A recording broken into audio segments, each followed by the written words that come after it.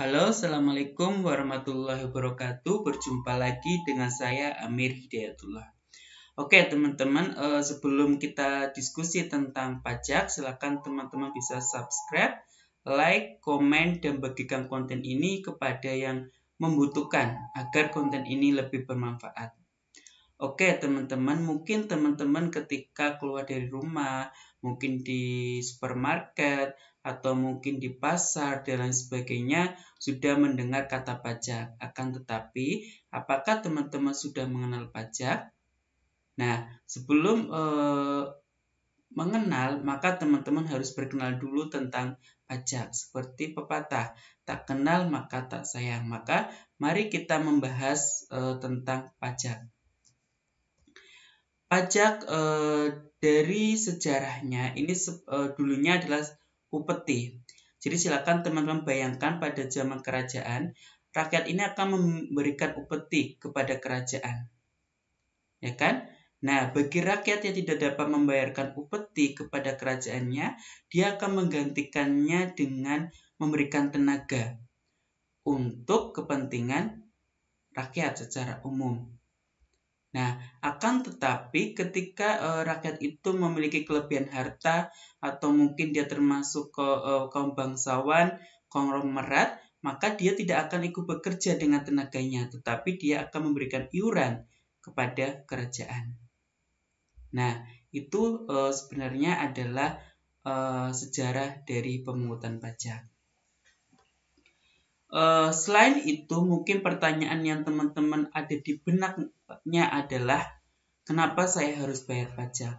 Oke, silakan teman-teman sekarang amati sumber penerimaan negara. Di sana, teman-teman akan mendapatkan bahwa sumber penerimaan negara terbesar ini berasal dari pajak. Bahkan 70% atau lebih sumber penerimaan negara ini berasal dari sektor pajak, sehingga sudah tidak dipungkiri lagi bahwa pajak ini merupakan ujung tombak dari penerimaan negara. Jadi silakan ketika teman-teman membayar pajak, maka teman-teman sebenarnya lagi berkontribusi untuk memajukan bangsa kita. Akan tetapi ketika teman-teman enggan membayar pajak, sebenarnya teman-teman lagi ingin memundurkan bangsa Indonesia. Nah, itu adalah alasan kenapa kita harus bayar pajak. Mungkin teman-teman juga bertanya, ada tidak sih teori yang mendukung pemungutan pajak? Ternyata ada 5 teori yang mendukung pemungutan pajak. Yang pertama adalah teori asuransi. Teori asuransi ini berarti menyamakan pemungutan pajak dengan sistem asuransi. Teman-teman bayangkan, ketika teman-teman membayar asuransi, misalkan kecelakaan, ketika teman-teman mengalami musibah kecelakaan, maka teman-teman akan mendapatkan santunan ya dari pihak asuransi. Akan tetapi ketika misalkan teman-teman membayar pajak bumi bangunan dan teman-teman mengalami musibah kebakaran rumah, apakah teman-teman akan mendapatkan dari pemerintah? Tentunya tidak. Maka banyak para ahli yang sudah menentang teori asuransi ini. Yang kedua adalah teori kepentingan.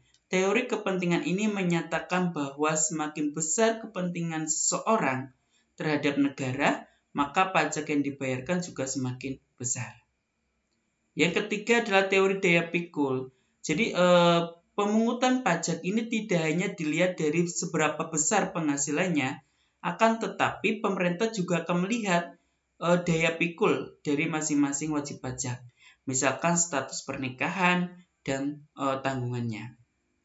Jadi memungkinkan ketika ada 2 orang memiliki penghasilan yang sama, mereka membayar pajak yang berbeda. Itu mungkin karena pemerintah akan melihat daya pikulnya. Kira-kira dia sudah menikah belum ya? Sudah memiliki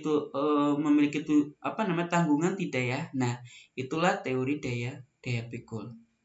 Terus yang ketiga adalah teori bakti. Teori bakti ini sangat menyentuh hati ya teman-teman, karena teori itu menyatakan bahwa saya membayar pajak itu adalah bentuk bakti saya kepada negara. Itu teori bakti. Nah, yang terakhir adalah teori asas daya beli. Teori asas daya beli ini menyatakan bahwa rakyat ini membayar pajak kepada negara, negara akan menyalurkan kembali ke rakyatnya. Ini ada teori asas daya beli. Sehingga kayak misalkan kayak perputaran lah ya. Jadi rakyat membayarkan ke negara pajak akan dikembalikan lagi kepada rakyat. Tetapi mungkin ya negara ini mengembalikan ke rakyatnya ini tidak bentuk uang, tetapi dia akan mengembalikan dalam bentuk infrastruktur, pembangunan sekolah, pemberian beasiswa, dan lain sebagainya. Nah, ini adalah 5 teori yang mendasari pemungutan pajak. Terus berikutnya, kita harus tahu definisi dari pajak. Saya akan mencoba menyebutkan ya definisi dari 2. Yang pertama, menurut Undang-Undang Nomor 16 Tahun 2009, pajak merupakan kontribusi wajib kepada negara terutang oleh orang pribadi atau badan yang bersifat memaksa berdasarkan undang-undang dengan tidak mendapatkan imbalan secara langsung dan digunakan untuk keperluan negara bagi sebesar-besarnya kemakmuran rakyat. Itu menurut Undang-Undang Nomor 16 Tahun 2009. Profesor Dr. Rahmat Sumitro SH, beliau mendefinisikan pajak sebagai iuran rakyat kepada kas negara berdasarkan undang-undang atau yang dapat dipaksakan dengan tiada mendapat jasa timbal atau kontraprestasi langsung dapat ditunjukkan dan yang digunakan untuk membayar pengeluaran umum. Oke, dari 2 definisi ini kita dapat menarik 4 unsur pajak. Nah, unsur pajak itu apa saja? Yang pertama adalah iuran dari rakyat kepada negara. Jadi pajak ini adalah iuran dari rakyat kepada negara. Yang kedua, dapat dipaksakan. Ya, jadi pemerintah memungut pajak ini itu dapat dipaksakan. Kenapa? Karena ada undang-undang yang mengaturnya. Yang ketiga, kontraprestasi tidak langsung. Jadi teman-teman bayar pajak itu tidak boleh minta jasa timbal balik secara langsung karena pajak ini akan digunakan untuk kepentingan umum. Ini unsur pajak yang keempat. Nah, setelah kita tahu unsur pajak, maka teman-teman juga harus tahu kira-kira fungsi pajak apa. Pajak ini mempunyai 2 fungsi. Yang pertama adalah anggaran, yang kedua adalah mengatur. Sebagai fungsi anggaran, berarti pajak digunakan sebagai sumber penerimaan negara. Tadi yang saya katakan ya, hampir 70% lebih sumber penerimaan negara itu berasal dari sektor pajak. Jadi clear, pajak adalah sebagai fungsi anggaran. Yang kedua, pajak ini berfungsi sebagai mengatur. Artinya apa? Pajak ini digunakan sebagai alat untuk mengatur kehidupan ekonomi dan sosial.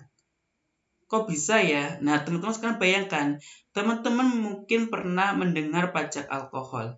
Nah, sebenarnya pajak alkohol ini ada. Itu untuk apa? Untuk mengatur agar konsumsi alkohol tidak terlalu banyak. Sehingga masyarakat juga semakin sehat. Nah, ada pajak penjualan atas barang mewah. Mungkin teman-teman pernah dengar. Nah, pajak ini sebenarnya fungsinya untuk apa? Untuk mengatur agar masyarakat tidak bersifat konsumtif. Nah, ini ada 2 fungsi pajak ya teman-teman. Itu saja dari saya hari ini. Nanti kita akan sambung, kita akan berdiskusi kembali tentang pajak. Ya, jadi silakan jangan lupa subscribe, like, komen, dan berikan konten ini kepada yang membutuhkan. Oke, itu saja dari saya teman-teman. Sampai berjumpa lagi di channel saya berikutnya. Sekian. Wassalamualaikum warahmatullahi wabarakatuh.